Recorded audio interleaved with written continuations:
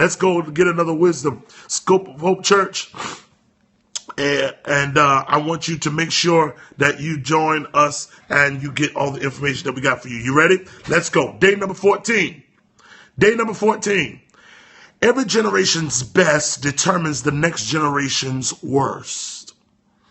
Powerful too. Every generation's best determines the next generation's worst. A new generation emerges every 40 years. Because of the increase of information and worldwide data, this has been reduced to every 20 years. This means if you are just above 20 years old, you are the next generation. You are not next in line. You are at the podium, and the world is awaiting your contributions to it. The world is your stage, and we are all expecting great things from you that will change the world of our future because of your genius. Now, this may sound like a humongous responsibility, but it's a reality. The previous generation's best performance must be your rehearsal. What your fathers and mothers look forward to and work very hard for ought to be your starting ground. In this accent of life and success, the ones who have gone before you should motivate you to do better than them. If they don't, then they are a part of a vicious cycle that you must be the one to break. Generation's best determines the next generation's worst. Now, I don't know about anybody else. I have been so prayerful and grievous and disturbed, could I say, about this generation. This generation is really, if I could say this, look like they're going to hell in a handbasket. This generation has lost it. They've lost character. They've lost integrity. They've lost so much to get them to the place called purpose, destiny, or just life. They don't care. They're empathetic. They are jacked up, honestly. They're jacked up emotionally. They're jacked up physically. They're jacked up mentally. They're jacked up in relationships. This generation is jacked up. The millennials, my God, what is going on with them? If you look at in social media, particularly like Facebook or even Twitter, and watch how they look for opportunities for likes, and they look for opportunities for hearts on their page by street fights. Have you seen so many street fights? I mean, we used to fight, we used to thump back in the day, but these jokers are really out for blood. They're out for blood. They don't care about their own life, thereby not care about anyone else's life. To just walk up to somebody on the street and with the knockout game and just punch somebody until you knock them out. Something's wrong with your mind. To disrespect your mother, to disrespect your father, you're insane. You've lost it. And there's a sense of fear. There's a sense of a demonic attack in their mind, in their spirit. Their mind has lost it. The society has diagnosed them with all kinds of emotional disorders, psychological disorders, ADHD, and all kinds of other disorders. But you know what the enemy has done? The enemy has successfully destroyed families. That's where the fight is. The fight is in the family. And because the fight is so in the family, individuals don't realize and understand that when the home is destroyed, everything else is destroyed. When your home is destroyed, the church is destroyed. Communities are destroyed. Schools are destroyed. Neighborhoods are destroyed. Jobs are destroyed. When you really talk about family, you're really healing what's going on wrong. Heal the family. Where was your father? What was your father doing? What was your mother doing? Where was your mother at in your life? And if that is destroyed and you then become the next generation that has to contribute to our society and contribute to our world, you have nothing to offer because no one was there for you. You weren't taught relationship. You weren't taught love. You weren't taught domesticated responsibilities, keeping a home, how to keep a house. You go in some of these people's houses and it's a mess. It's a wreck. There's no furniture. There's no food. But they got Xbox. How do you don't have a couch, but you have an Xbox? How do you have an empty refrigerator, but you have a screen television that fits on the entire wall? Something's wrong. Because you haven't been taught how to live. You've been taught how to be entertained. You never taught how to relate. You're taught how to be entertained. And now you are the one that has to contribute to our society. Look, grandmama don't have gray hair anymore. Grandmama don't have a cane. Big mama don't wear big slippers and sit in the kitchen with a big robe on, cooking and cleaning. No, that ain't grandma. Now, grandmama got on skin tights. Grandmama got on red bottoms and pumps. That's grandmama now. Now, grandmama and big mama got low cuts and they getting their weave done with their granddaughters. And grandmama's going to hang out to the club too. This is not how it was generations back. What has happened is generations have been destroyed. And the devil has been doing this from the beginning of time. The devil has been from the beginning of time destroying the family to destroy the next generation. Look in the beginning, in the Bible. In the beginning of the Bible, it says that Adam and Eve had two sons who murdered one another. That's Cain and Abel, or Cain killed Abel rather. And that's the beginning of the destruction of the home, the destruction of the family. And ever since then, read throughout the entire Bible, there's been a destruction of the family. We've got to heal our families. You got to grab up your sons, grab up your daughters, and you got to impart wisdom back into them. You got to impart virtue back into them. You got to impart what's good into them, so that they, when they get to society's podium, they can begin to see what they should be doing to contribute. What are you contributing? What are you contributing? Or are you so doped up on medication and psychotropic medication that you have nothing to contribute? The last generation's best ought to be the next generation's worst. Listen to this. Their ceiling now becomes your floor.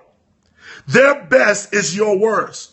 What are you going to contribute to the world that will change the way we're doing things? You are a mover. You are a shaker. You are a history maker. We are all looking to you to come up with answers to today's problems. So you don't have time to be a delinquent. You don't have time to procrastinate. You don't have time to come up with a bunch of excuses. The camera's on you. The microphone is on. The lights are on. We're all waiting for you. We're waiting for your contribution. You have to give us something that's going to help us. We're now getting older. I'm not getting older, but we're getting older. And guess what? You have to raise your sons and daughters to contribute to our world something positive. But they're so lost, so damaged, and they're Googleites. This generation is Googleites. Everything is on Google. If it ain't on Facebook, it ain't true. Come on, y'all. Wake up. Wake up. Google, though it's the largest search engine, do you believe that 80% of the information on Google is a lie? You got to wake up. Wake up. We're losing our children. We're losing our sons. We're losing our daughters. And they are going to be next. If you don't do something in your home, your future is destroyed before you even get to it. What golden years? There will be no golden years if you don't change the mentality of the young people that are surrounding you or that you influence. Churches, even churches. Churches build ministry nowadays to have big sanctuaries. Churches build ministries now to have a big television ministry. They want to have big studios. They want to have big congregations and big offerings. The pastor got a big office and they got all this stuff. But you know what? Churches today, if you're not building a church surrounding your young people, your church is going to die. I'm telling you not what I heard. I'm telling you what I know. There must be a major portion of your church that belongs to the young people that's investing in their future. If your church don't have a youth section, youth corner, youth department, your church is dying. My old pastor, Reverend J.B. Cross, used to say, a church without young people is a dying church.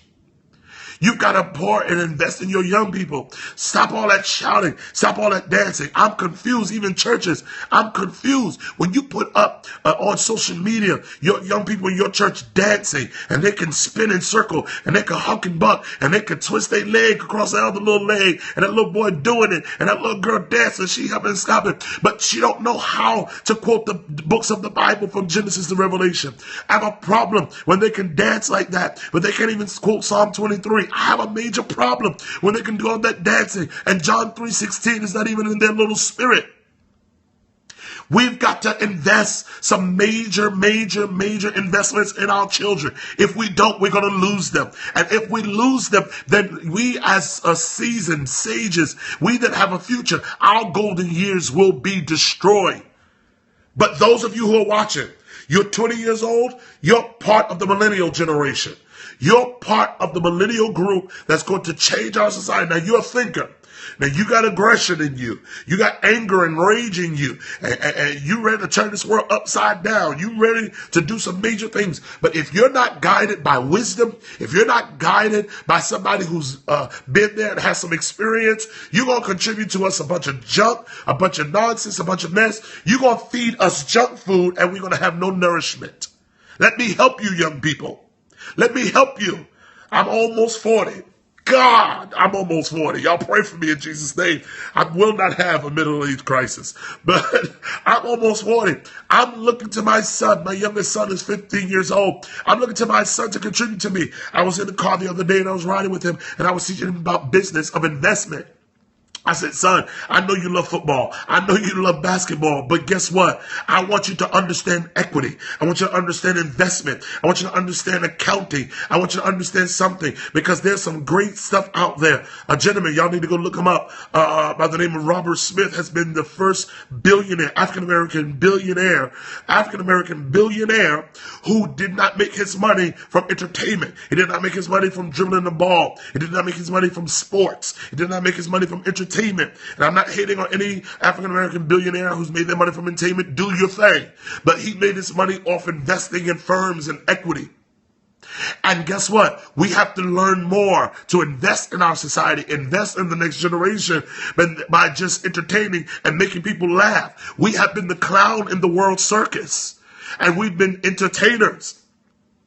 We've been athletes. We've done that successfully well. Now let's do some business. Let's be some thinkers. Come on. We're looking for you to be the next doctors, philosophers. We're looking for you to be the next educators. Yes, we've got an African-American president. That's great. That's good. But what else do we have to offer?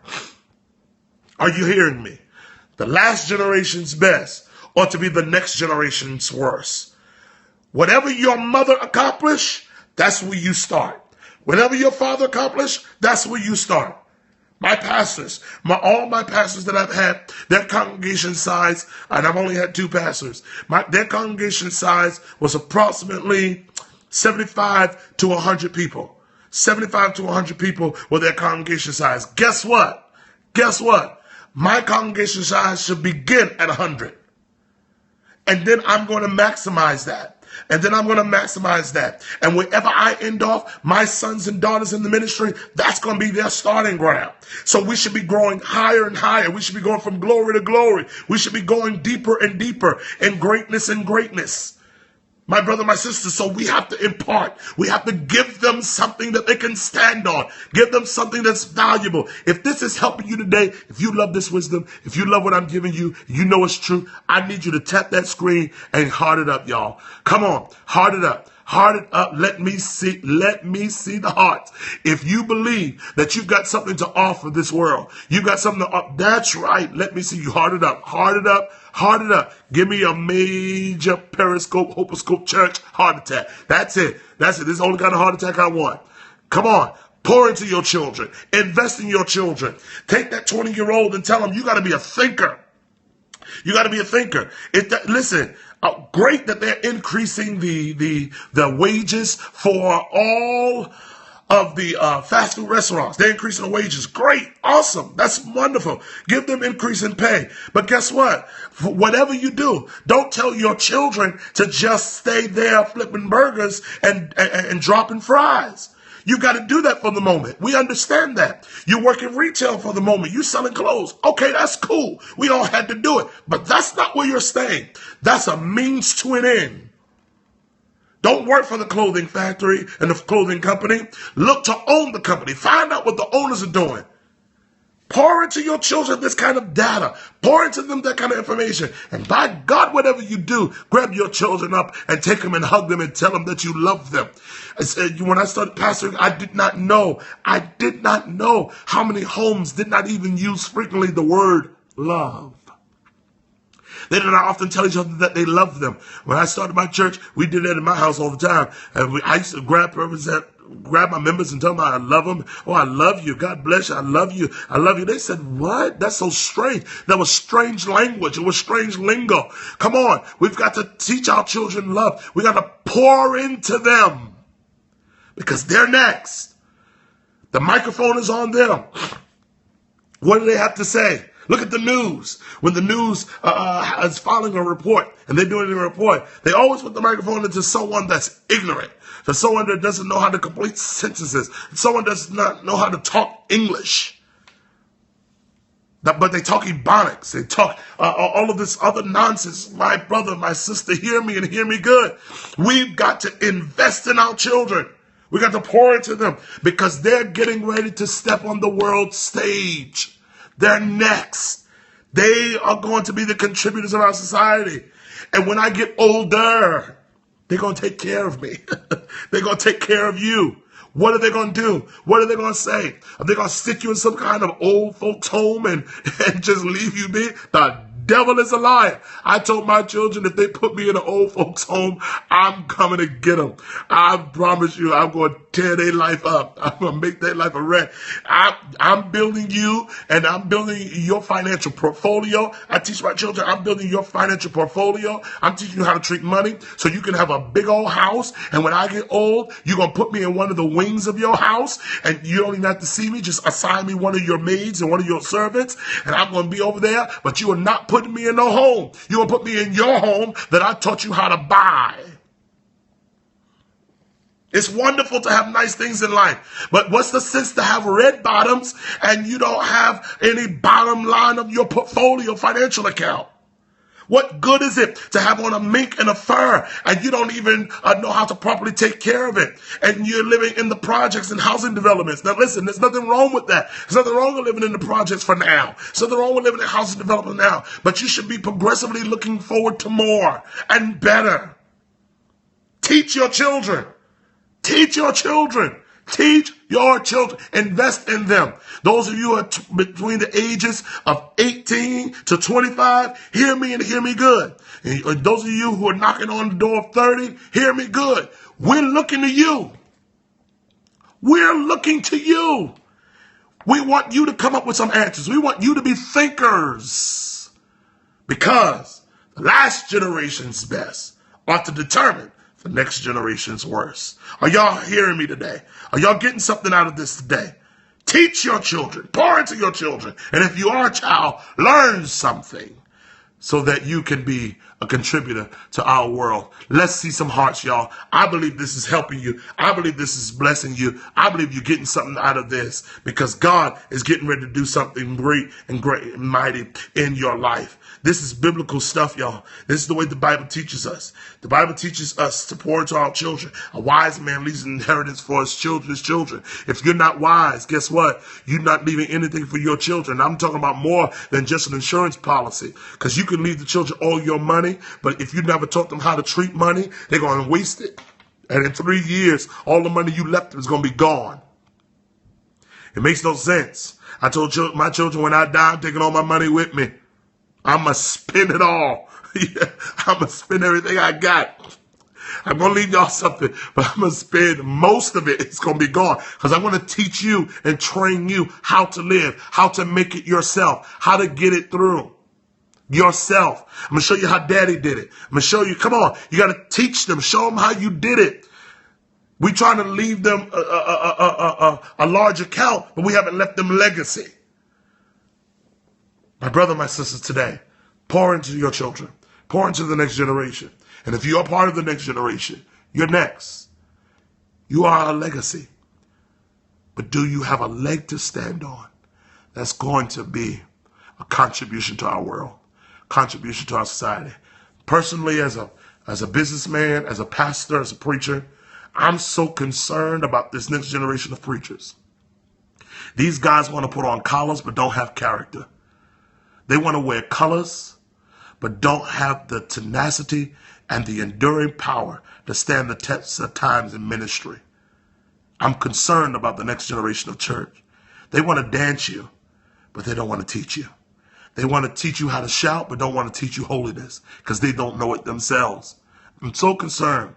This title that wants a title, but they don't have the character to back up the title. If your title is bigger than your character, you shouldn't have that title. You want to be a bishop at 20? You want to be an apostle at 17? Something's wrong. It's not that God hasn't called you to it, but you haven't allowed God to work out those deep things in you, those issues in your life. Be ambitious, aspire to good, and aspire to great. But by God, wait till you got something under your belt and in your head before you walk in it. Because purple shirts don't cast out devils. Pink shirts don't change people's lives. You got to have something to say. The mic is on you. The camera's on you. The lights are on you. What do you got to say? Is it another repeat YouTube message? Is it saying what you heard somebody else say? Is it repeating of another false doctrine that's been spoken? Because you haven't studied yourself and committed yourself to study? Come on. Get it together. Pour into yourself. Pour into your future. Invest in what you know is right. God's going to be with you. God's going to help you. And I'm telling you, God will increase your knowledge so that you can pour back into our society. I pray y'all getting blessed with this. I pray you getting something out of this. I pray that this is helping you. I pray that this is challenging you. I pray that you understand that you are next in line. You are next in line. 18 to 25, knocking on the door of 30, you're here. You're at the counter. We want to know what's your transaction. It's you we're looking to. You. What's your contribution to our world? We probably handed you a horrible world. We handed you a chaotic world. We handed you something that's ridiculous and crazy. But you're smart enough. You're a genius, actually. Fix it. Change it. Be a world changer. Be a history maker. Be a mover and a shaker. God is going to be with you. I bless y'all today in Jesus' name. And I pray that this was a blessing to you. Get the book, 31 Days of Wisdom. My heart is this is where my heart is, y'all. This is where my heart is. And I'm telling you, young people lately has just been weighed on me. And I watch the news and I watch television. I'm watching social media. And it's just horrific, some of the scenes that I'm seeing. But get this book. I want you to make sure that you are getting this book because it's going to definitely bless your life. 31 Days of Wisdom by Dr. Jonathan Shaw. Get the book. Go to www.drjonathanshaw.org. Block ministry had to block somebody else. They're insane. I don't know why they want to. See, that's the next generation. This is what they do. They don't even have respect for someone that's trying to help them. This is what they do. So, gotta use block ministry. That's the security ministry of the Scoop of Hope Church. Gotta block them out. Because they don't even have the respect and decency to honor when somebody's talking. They don't have the respect and decency to know how to act and know how to function and know how to control themselves. They just wow out. They just say whatever they want to say. This is what happens. This is this generation. This is all they know to do. This is what happens. We've got to help them. They're insane. They're idiots. They operate with a spirit of stupidity and they don't know any better. So they rather disrespect because they've never been trained. He ain't got no home training. That's what's wrong. He has no respect. He hasn't been trained. He hasn't have a real daddy. He hasn't had a real mama. They got daddy issues and mama issues. Only way a girl's going to show all her behind and all her bosom is because she got daddy issues. Got daddy issues. The daddies haven't been there. The mamas haven't been there. They've never been trained. So they do stuff like that. So when somebody's even talking right, they don't even want to hear it. They don't want to listen. Their little spirits say reject it because you've never been trained, never been tamed. But we got block ministry. We can block them out. But I hope they're still listening. They just can't comment. That's what we got to do. Shut them up. Shut them down. Make them listen. Make them listen. Make them listen. They don't want to listen to it. Make them listen. And when they listen, they'll learn something. So get the book, 31 Days of Wisdom.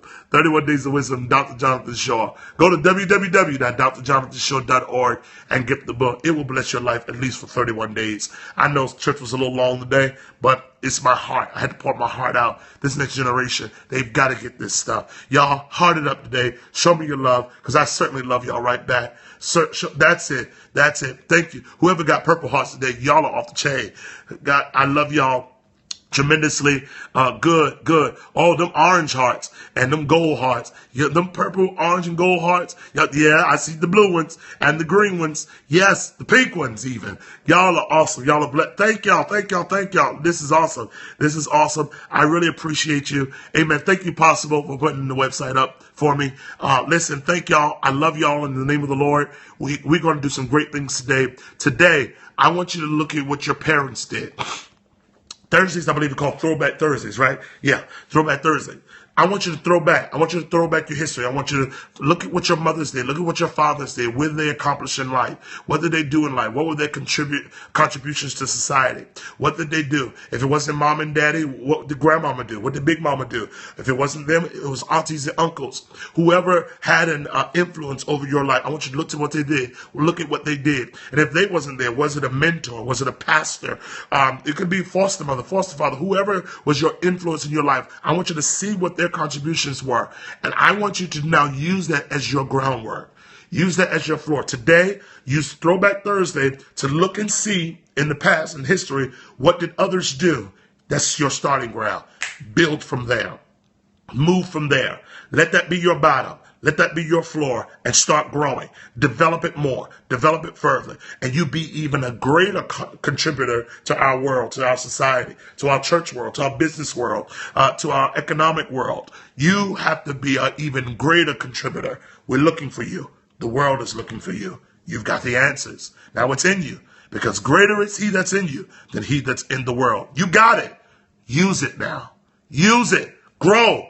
Increase. Advance. Progress, press forward. This is your hour. This is your moment.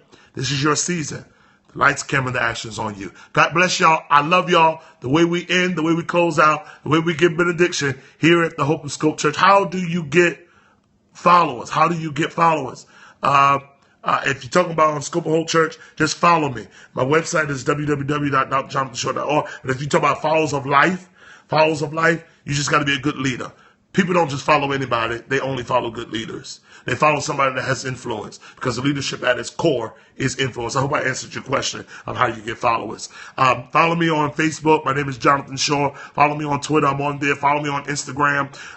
Dr. J.I. Shaw is my tag on Instagram. So follow me and all that, if that's what your question was. And I love y'all right back. I appreciate you.